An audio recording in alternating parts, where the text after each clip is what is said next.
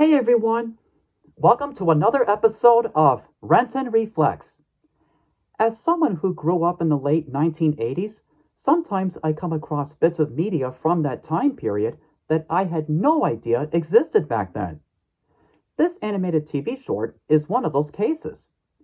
It takes place in the late 1950s at a place called Dixie's Diner. The usual customers who hang out at the place are teenagers, including Darren, the jock, Betty Sue, who actually works as a waitress at the diner, Frankie, the greaser, and Eddie, who always wears a Hawaiian shirt. The owner of the diner, Dixie, was unable to make the most recent payment on the diner, so the diner is under threat of being demolished by a bigger fast food joint called Hasty Tasty Burger. So now, the teenagers have to find a way to save the diner, such as participating in various contests. They have until Saturday night to complete their task. To my surprise, I haven't found much information about the TV short itself, other than a cast and crew listing, as well as a toy commercial associated with it. I mean, I haven't found anything as far as a production history or an explanation of how it came to be. But I do have a theory. It's likely that the producers wanted to see if the style of the 1950s was still hip with kids.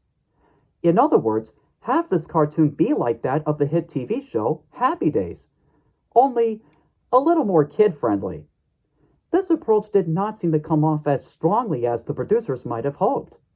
Not only is the idea of saving a small business from a bigger business already a bit cliché, but the way it's approached in this cartoon does lead to some fairly predictable results.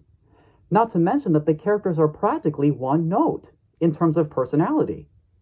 Speaking of character, it does seem a bit odd with how the teenagers are given toddler-like proportions in their designs, such as having big eyes and slightly puffy faces. Was this a way to make them more relatable to kids? Maybe, but I digress. Such faults are probably the reason this cartoon did not succeed well enough in going any further, like an actual TV series.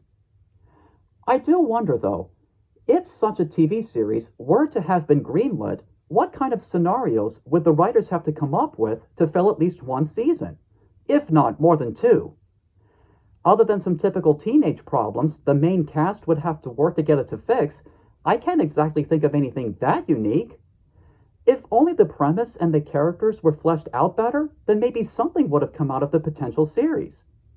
For what we've got, though, the cartoon itself isn't half bad. If rare pieces of 1980s nostalgia are your kind of thing, then Dixie's Diner may just be for you. On a scale between 1 and 10, I give this TV short a 6.5. And that concludes my review. Thanks for watching, and I'll see you next time.